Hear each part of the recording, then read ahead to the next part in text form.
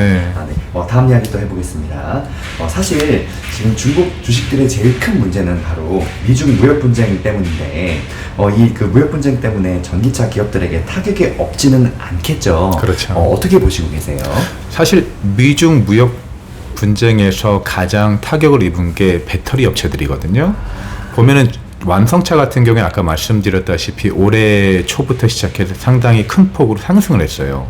니오 같은 경우에는 왜 상승을 못했냐면 그 회사의 전략이 약간 의심스러운, 궁금한 이상한 전략을 택하기 시작했거든요. 왜냐하면 니오 폰을 만들겠다. 뭐 이런 식으로 해서 전략적으로 전기차에 치중하지 않는 다른 산업 분야에 치중을 하기 시작했기 때문에 떨어진 거고, 배터리 같은 경우는 사실 모두가 다 아시다시피 그 IRA가 있잖아요. 그래서 인플레이션 감축법 때문에, 그래서 한국에 있는 배터리 기업 같은 경우에는 그 미국으로 수출을 하면서 그거에 대한 보조금이라든가 이런 것들에 대한 혜택을 얻었는데, 중국 자국 내에서 생산되는 배터리 같은 게 미국으로 수출될 때 그 보조금이 없어진 거죠. 그래서 중국 배터리 업체들이 굉장히 타격을 많이 입었어요. 그러네요. 미국의 그 법들, IRA법 같은 법들 전부 다 배터리 겨냥해서 만든 법들이죠. 그렇죠. 타격이 아무래도 배터리 쪽에 영향이 많다. 그렇죠. 네, 알겠습니다. 다음 질문 또 해볼게요. 미국 내에서 그 배터리 공장 건설 계획을 밝힌 중국 회사 고션이 얼마 전에 그 바이든 정부 그 행정부 그 안보 위험 검토 통과했다고 이야기 들었어요. 뉴스에서 본 것 같은데 네. 이런 사례들로 이제 전기차 이 배터리 이 업체들이 혹시 주식이 반등할 수 있을지, 또 이렇게 되면 그 중국에서 그 이제 합작으로 가면 허가가 가면 미국 보조금을 다시 또 받을 수 있는지 이런 의견들도 좀 부탁드립니다. 그렇죠. 우선 중국에서 생산된 배터리들은 아직 안 되고요. 그렇죠. 그리고 이제 그 IRA 법이 원래 그 타겟으로 한 게 그런 제품들, 중국에 생산된 제품들이고, 중국 외에서 생산된 제품들, 중국 회사들이 당연히 그 보조금을 받을 수 있고요. 왜냐하면 생산처가 다르기 때문에. 그리고 아까 말씀드렸던 그 이제 특정 배터리 기업 있잖아요. 미국에서 승인을 받은. 이거는 약간 다른 스토리가 있어요. 왜냐하면 100% 중국 기업이라고 볼 수 없는 게, 폭스와겐이 제가 알기로는 한 5년 전이나 4년 전에 이 회사의 지분을 굉장히 상당량을 가지고 있어요. 제가 알기로 40% 이상에서 30%에서 40% 정도를 갖고 있거든요. 그래서 그거를 보고 저희도 굉장히 좋은 뉴스라고 생각했었는데, 막상 그 일면을 뜯어다 보니 이게 미중 관계가 굉장히 해소되는 것이냐, 이런 분위기는 느낄 수 없을 거라고 생각하고 있어요. 네, 어느 정도 좀 이제 또 다른 정보이기도 하네요. 그렇죠. 근데 아무래도 제스처상에서는 나쁘진 않죠. 그렇죠. 왜냐하면 저희 같은 경우에는 투심이 굉장히 중요하니까. 그래서 미중 관계가 적어도 좀 완화되는 분위기다, 아니면 대화가 시작된다 그러면 전체적으로 중국 전체 에쿼티 마켓, 그러니까 캐피탈 마켓에 대한 투심이 살아날 거잖아요. 그래서 그런 측면에서는 좀 긍정적이라고 봐야죠. 네. 방금 또 이야기해 주신 것 중에 생각난 게 있는데, 얼마 전에 그 미국 지금 장관이 또 왔다 갔잖아요. 그렇죠. 그 현지에서 반응은 어땠는지 한 번 더 이야기 부탁드립니다.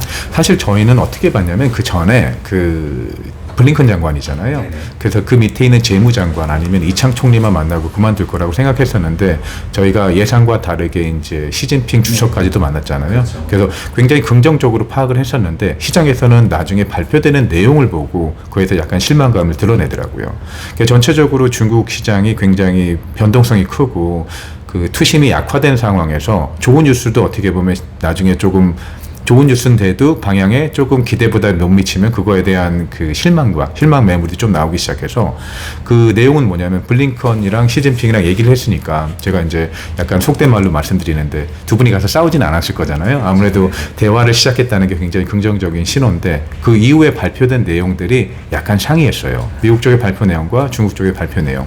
그래서 양국이 약간 합의를 이루지 못했구나. 지금까지 같은 그 불일치한 그런 그 태도가 견지되고 있구나라는 실망감 때문에 시장에서는 약간 부정적으로 반응했던 것 같아요.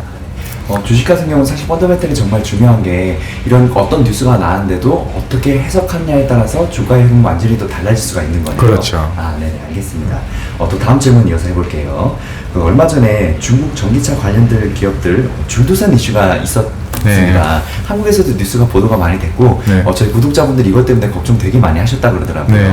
네. 아까도 그 얘기했지만, 이제 스타트업 같은 경우는 고금리 때문에, 그리고 이제 옥석가리에서 이제 없어질 수도 많이 있다고 하셨잖아요. 그렇죠. 이 줄도산 이슈가 어느 정도였는지, 한번 어느 정도 파급이 있었는지 네. 이야기 한번 부탁드립니다. 사실 저도 여기서 조금 그 놀라웠던 게, 그 중국 조그만 전기차 스타트업들의 줄 도산 같은 경우에는 중국 내에서나 아니면 홍콩에서 그렇게 큰 뉴스가 아니었거든요. 왜냐면 제가 계속 마켓, 저희가 이제 항생테크 ETF나 ETF를 만드는 회사로서 중국 시장에서 변화한다는 것들을 굉장히 주시하고 있는데, 저희가 그런 위챗 메시지라든가 아니면 뉴스에서 그런 것들이 부각되진 않았어요. 왜냐면 사실 아시다시피 중국 같은 경우에 전기차는 크게 4개, 아니면 거기서 조그만 업체까지 5개, 6개 신생 업체들이 생겨나긴 하겠죠. 하지만 지금 스타트업 같은 경우에는 그거를 따라잡기가 굉장히 힘든 상황이에요. 마켓시어라든가 브랜드라든가 그리고 기술력에서, 그리고 공장에서 생산 능력이라든 것들이, 테슬라 이후에 이제 미국에서 나오는 뭐 저희가 그 이름 있잖아요. 테슬라 니콜라 아니면 루시드라든가. 근데 테슬라의 그 뭐 판매 능력이라든가 아니면 생산 능력 절대 따라잡지 못하고 있죠. 기술력에서 굉장히 월등한 신세대 차가 나오지, 새로운 기술력의 차가 나오지 않는 이상이에요. 그래서 중국에서 이제 새로운 업체들이 생겨나고 있긴 하지만 그 업체들이 도산을 해서 전체적인 전기차 시장에 아니면 큰 4대 이제 생산 업체에 문제를 끼칠 것이다라고 절대 큰 영향이 없다라고 생각하고 있어요. 그래서 안심하셔도 될 거라고, 그 뉴스는 그게 큰 뉴스가 아니었다라고요. 네. 네, 알겠습니다. 지금 또 얘기 들어보니까 얼마 전에 테슬라 같은 경우는 사실 이제 미국의 그 차저 충전소 사업을 거의 이제 장악했다고 봐도 될 정도로 회사들이 이제 테슬라 규격을 쓰기 시작했잖아요.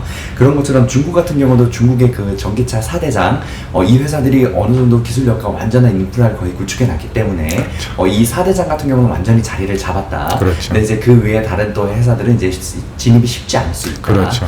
그래도 어느 정도 중국의 이 회사들은 자리를 완전히 잡았다는 거. 그렇죠, 그렇죠. 네, 알겠습니다. 여기서 또 드리고 싶은 말씀이, 중국 전기차 업체들은 어떤 거를 통해서 경쟁을 하려고 생각했냐면, 아니면 중국의 자동차 산업은요, 이미 지난 40년, 50년 동안 그 내연기관차, 쟁쟁한 포드라든가 아니면은 그 아우디라든가 독일 기업들 너무나 내연기관을 장악하고 있었기 때문에 절대 중국의 내연기관차가 그 경쟁에서 이길 수가 없죠. 그래서 중국 정부에서도 지원을 한 게 전기차, 새로운 기술, 이것들은 다른 서방 나라에 있는 기업들과 경쟁을 할 수 있기에 굉장히 정책적인 지원을 했기 때문에요. 그래서 그 아무래도 이제 그 육성된 산업이고, 그리고 훌륭한 기술력을, 사실은 테슬라보다 판매량이 많은 게 BYD니까요. 기술력에서는 절대 뒤처지지 않는다고 보고 있어요.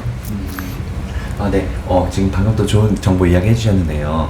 중국 정부가 다른 건 몰라도 전기차 산업만큼은 남들보다 정말 일찍 시작했단 말이에요. 그렇죠. 그만큼 사활을 걸고 하고 있기 때문에 국가 산업으로도 앞으로도 계속 밀겠죠. 그렇죠. 이거에 대한 그 견해를 어떻게 보고 계신지 한 번 더 이야기 부탁드립니다. 이거 같은 경우에는 전기차는 중국 내에서 굉장히 크게 육성할 산업이라고 보고 있어요. 신재생 에너지, 그 다음에 탄소 중립과 같이 연계돼가지고, 그래서 향후 굉장히 발전될 섹터고, 그리고 전기차 보존 같은 경우에도 지금 언제까지 연장을 했다가 그때까지 안 하겠다, 뭐 이런 말들이 계속 나오고 있는데, 향후 계속 그 시간이 되면 만료되면서 연장이 될 거라고 생각을 하고 있거든요. 전기차 보급률도 굉장히 늘어날 거고요.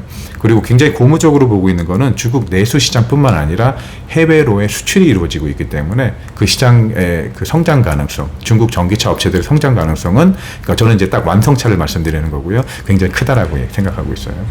알겠습니다.